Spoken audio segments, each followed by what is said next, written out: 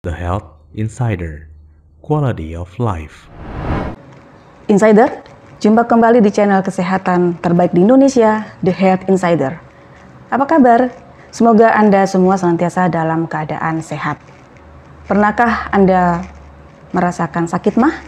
Nah, pada kesempatan ini kita akan ngomongin tentang mah. Apa sih mah itu? Banyak orang merasa jika sakit itu di perut, itu adalah sakit mah. Atau bahkan ada yang samakan dengan GERD pula. Dianggap sama-sama penyakit asam lambung. Ya, sebagian orang kerap menyamakan sakit mah dengan GERD. Padahal kondisinya berbeda walau keduanya merupakan permasalahan gangguan lambung. Jadi, apa itu mah dan apa itu GERD? Kita akan bahas tentang gejalanya, penyebabnya, dan cara mengatasinya. Nah, sekarang kita akan bahas dulu tentang perbedaan mah dan GERD yang perlu kita ketahui. Begini ya, mah atau yang dikenal dengan sebutan gastritis itu berasal dari bahasa Belanda yang artinya lambung. Merupakan peradangan, iritasi, luka, atau erosi yang terjadi pada lapisan dinding dalam lambung. Jadi mah itu sakitnya di lambung. Istilah medisnya dyspepsia. Sedangkan GERD itu singkatan dari gastroesophageal refluxitis, merupakan penyakit saluran cerna bagian atas yang terjadi akibat asam lambung dengan derajat keasaman yang tinggi kembali naik ke kerongkongan. Jadi sakitnya GERD ada di kerongkongan. Jadi kalau mah di lambung, kalau GERD itu di kerongkongan. Bisa jadi mah dan GERD itu dua-duanya terjadi bersamaan sekaligus. Dalam arti lambungnya bisa luka dan meradang, dan pada saat yang bersamaan terjadi GERD pula. Jadi bisa kembung, nyeri di lambung, dan bisa pada saat itu juga ada rasa panas di dada, ya. Kemudian sekarang kita akan beralih ke gejala mah dan GERD. Gejala sakit mah dan GERD memang hampir mirip, yaitu rasa tidak nyaman, nyeri di ulu hati, kembung, begah, rasa penuh, mual, perih di area perut atas, dan bahkan bisa muntah, yang dikarenakan diantaranya adalah luka terbuka pada lapisan dalam lambung atau tukak lambung. Untuk GERD, normalnya saat kita makan, makanan yang harusnya masuk dari mulut ke kerongkongan, masuk ke lambung, tetapi ini berbalik naik dari lambung ke kerongkongan yang biasanya menimbulkan nyeri, menelan, dan sensasi panas atau rasa terbakar di kerongkongan atau yang dikenal dengan istilah heartburn. Sekarang kita menuju ke penyebab utama mah dan GERD. Ada yang karena makanan dan ada juga yang bukan. Kalau mah biasanya bisa jadi karena adanya kuman bakteri atau yang kita kenal dengan istilah Helicobacter pylori. Kalau GERD biasanya terjadi karena beberapa mekanisme reflux atau katup di sistem pencernaan yang tidak berfungsi optimal, maksudnya begitu ya. Nah, kemudian kalau secara kesamaan keduanya ya, penyebab mah dan GERD yang akibat makanan apabila karena kita sering makan sembarangan, misalnya goreng-gorengan, manis-manis, sering menggunakan penyedap rasa, junk food ya, makanan cepat saji itu mempengaruhi juga akan timbulnya mah atau GERD. Kemudian juga yang berhubungan dengan makanan juga dengan pola makan yang berantakan sehingga meningkatkan produksi asam lambung dan reaksi radang yang akan memperparah pengikisan dinding lambung. Kemudian juga kalau akibat makanan ya, ada juga karena kurang makan sayur dan buah. Sementara bakteri baik dalam tubuh perlu nutrisi yang cukup agar asam lambung tidak naik terus-menerus dan memicu mah dan GERD. Dan juga selain itu, untuk yang masih berkaitan tentang makanan ya, disebabkan juga karena banyak mengkonsumsi alkohol yang berlebihan.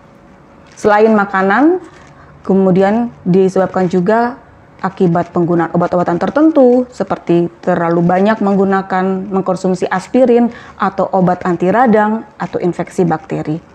Kemudian yang terutama sekali ya yang bisa memicu timbulnya mah dan GERD itu adalah stres. yang berlebihan atau sifatnya yang psikis ya, stres berlebihan dan berkepanjangan yang dapat menyebabkan produksi asam lambung yang meningkat atau reaksi radang di lambung jadi terlalu berlebihan.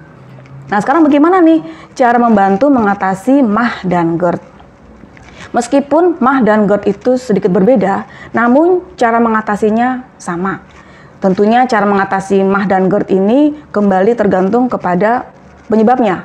Jika pemicunya karena pola makan, maka yang diatasi ya pola makannya. Dan jika penyebabnya karena sering stres, maka yang diatasi adalah melatih pengendalian diri, misalnya dengan yoga atau senam seperti itu. Jadi inti cara mengatasinya apabila diuraikan dapat kita bagi ke dalam 4 hal utama, yaitu pola pikir, pola hidup sehat, pola makan yang lebih teratur, dan tentunya pengobatan ke dokter. Nah, yang utama sebenarnya memang bukan pola makan ya, tetapi pola pikir. Mengapa? Karena berdasarkan referensi, pola makan hanya mempengaruhi 20% terhadap kesehatan manusia. Yang utama adalah pola pikir. Oleh karena itu, yang harusnya kita perbaiki adalah pola pikir. Tentu ini memerlukan proses. Cobalah kita mengatur mindset menjadi orang yang lebih positif. Karena apabila kita selalu berasumsi yang negatif, selalu cemas yang nggak jelas, itu juga nggak ada manfaatnya.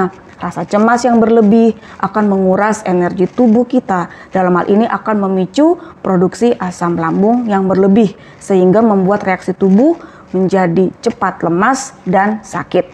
Itu yang pertama. Yang kedua adalah pola hidup sehat. Yang seperti apa? Di antaranya adalah dengan mengatur pola tidur dan olahraga. Tidur, yang biasanya pada senang bergadang nih, atau tidur larut malam. Cobalah biasakan tidur teratur, misalnya 8 jam sehari. Atau kalau kata orang-orang, itu kan kayak anak kecil, anak sekolah. Oke, untuk orang dewasa katakanlah 6 jam sehari deh. Tidur yang cukup itu akan memberikan recovery untuk tubuh kita. Kemudian yang kedua, olahraga. Minimal ya seminggu 1 kali. Mungkin bagi orang-orang yang sibuk, susah untuk menyempatkan diri untuk berolahraga, barangkali tempat aktivitas, tempat kerja bisa gerak-gerakin semua anggota badan, barangkali dari anggota tubuh yang atas sampai ke bawah. Jadi bisa juga kalau untuk hari libur Sabtu Minggu barangkali ya bisa kita lakukan dengan cara jalan kaki, bersepeda atau senam. Jadi kenapa perlunya berolahraga? Karena dengan berolahraga kadar stres akan menurun sehingga produksi asam lambung juga tidak akan terlalu berlebih. Yang ketiga, pola makan yang lebih teratur. Bagaimana caranya? Misalnya dengan cara mengatur jarak waktu makan. Jangan terlalu jauh dan jangan terlalu dekat. Misalnya kita makan pagi jam 6, kemudian udah makan siang lagi jam 9. Itu kan terlalu dekat ya. Kita atur barangkali katakanlah dengan pola yang mungkin sesuai dengan irama biologi masing-masing tubuh ya. Untuk hal ini barangkali bisa berkonsultasi ke dokter. Kemudian selain mengatur jarak waktu makan, juga sebaiknya kita juga mengatur kembali porsi makan. Jangan terlalu kenyang dan jangan pula terlalu kurang. Jangan pula langsung tidur setelah makan, karena itu membuat lambung harus bekerja semakin berat. Dan jangan lupa juga kita mengkonsumsi buah dan sayur, menghindari makanan terlalu pedas dan asam, makanan yang diawetkan, dan juga menghindari kopi, teh, atau minuman bersoda dan alkohol. Juga kita juga sebaiknya menghindari makan cepat saji dan juga menghindari rokok. Kalau bisa stop aja sama sekali ya. Kemudian kalau penyebab MAH-nya itu adalah kuman, dalam hal ini adalah Helicobacter pylori, itu bisa sembuh total sebenarnya dengan cara kita pergilah ke dokter agar dokter bisa memberikan pengobatan berupa antibiotik dan obat untuk penekan asam lambung. Jadi sebaiknya kita memperhatikan terlebih dahulu apa saja yang dapat memicu timbulnya penyakit MAH dan GERD pada diri kita masing-masing supaya tidak kambuh lagi. Dan untuk memastikan keluhan apa yang sebenarnya perlu melalui proses pemeriksaan dokter terlebih dahulu. Nanti dokter akan melakukan proses melalui endoskopi supaya lebih tepat penanganannya. Baik, demikian, terima kasih.